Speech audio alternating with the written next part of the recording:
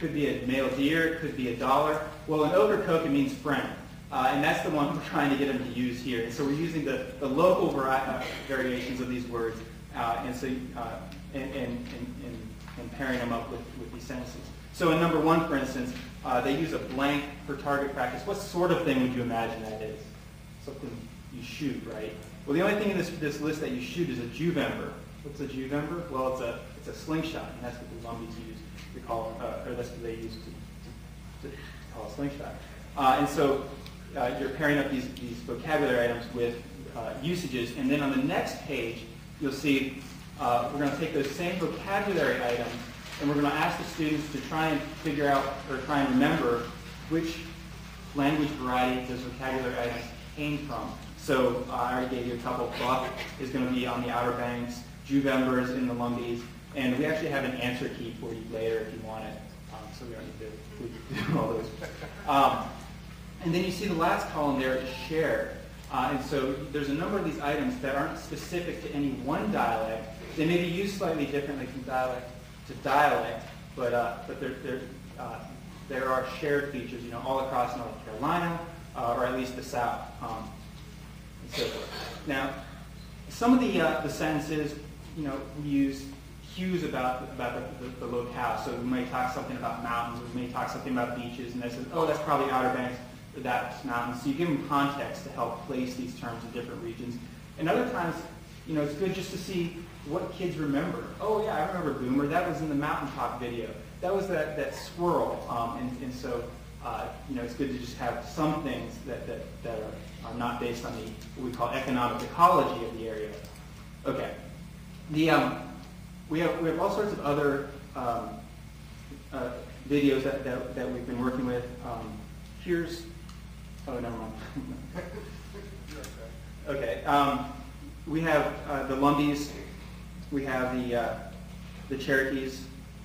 And in number 10 of the handout, we have an example of comparing the Lumbies and the Cherokees. So this is after they would have seen the clip on the Cherokees, and then we show them a clip on the Lumbies, and we ask them to compare the two varieties.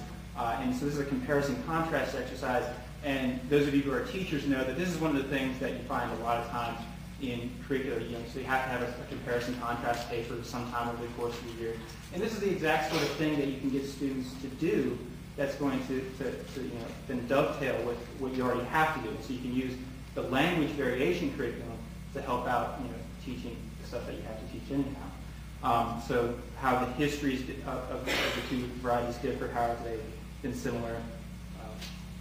So you can see how that's just comparing the two and contrasting them.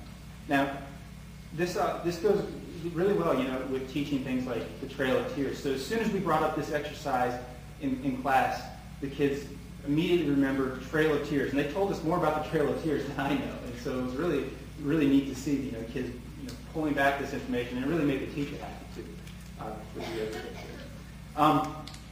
Now, number 11 in the handout, you can see another example of an exercise that we put together. And this is a reflection-based exercise. And what you're going to do is use your own personal experiences as a grounding for the experiences of the African Americans that we're going to see in this video in just a second. And so this is all about code switching, which we talked about just a minute ago. And so we asked kids before they see this video, well, when do you feel like you have to code switch? When do you feel like you have to speak differently? And they come up with all sorts of great examples. Oh, when I'm at home, I can't say this word. When I'm at school, my teacher says I can't say this word. When I'm at my grandparents, I have to speak really politely. And so they know the times where they have to watch what they say, or they can let loose. And then you ask, and then they could rate them and say, this is when I have to be most standard. This is when I can, let my hair down the most. And so they understand. Oh, people have to change the way they speak for certain contexts. They get it because they do it. Now, we ask them to watch this video and say, well, what about the people in this video? When do these African Americans say they have to switch the way they speak? Why do they feel they have to do this? Is it right that they have to switch the way they speak? And so these are the questions we ask them to keep in mind as they watch the video. And we'll show you just a little clip of that now.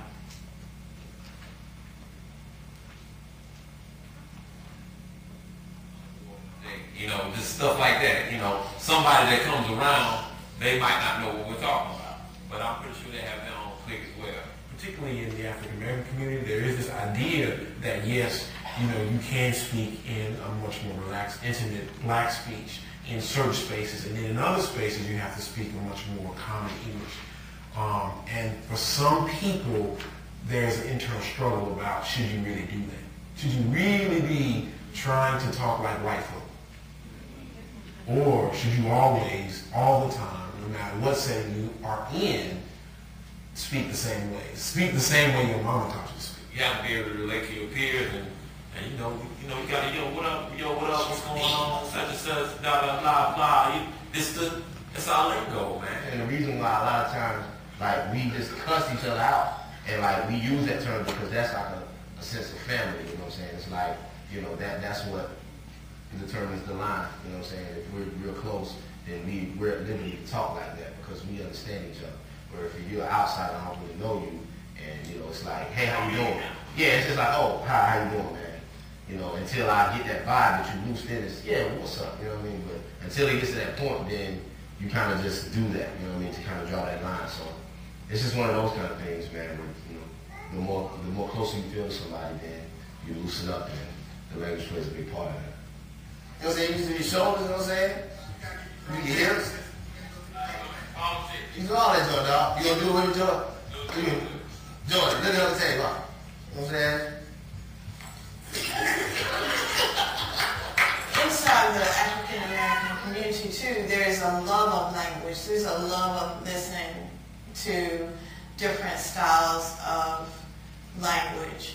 It's the music and the poetry of the language, no matter which vocabulary set you're using, that the community respects. We've come through racial discrimination. We've come through poverty. We've come through the floods. We've come through a whole lot. But you know what, Princeville? You're still standing. And I congratulate you for standing up. Every time you got knocked down, you didn't stay there. You got back up again. You always want to be connected with a group and making sure that you're continuing to have that touchstone of this is where you came from, and this is how the people talk where you come from. It's really important to not lose that. And yes, I'm overloaded with rhymes, verbs, punchlines, similes and metaphors. For better or worse, I crush any competitor's verse, and I keep spitting for PBS and Fonte off of the top, no second guessing. Cause I'm coming through with the right plan. And yes, in hip hop, we do have friends. And yes, he is a white man. His name is Joe Scudder, and he freestyle too. And I'm about to show you just how we do. I'm spitting with my cap on, and I'm gonna pass it to the left, the Scudder, so he can get his rap on. I clap on. Yo, I'm back on the grind again. Stay reminding them. We in the front where the line begin. You in the back where the line gon' end. Jesus, he knows how much we can live. He knows how much we can live. How much we can live.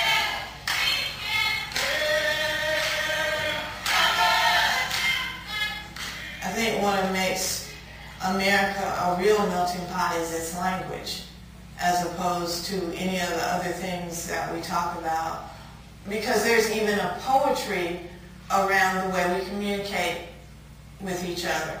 In North Carolina, as opposed to anywhere else in the world, the first thing a person will say to you is, tell me about where you're from.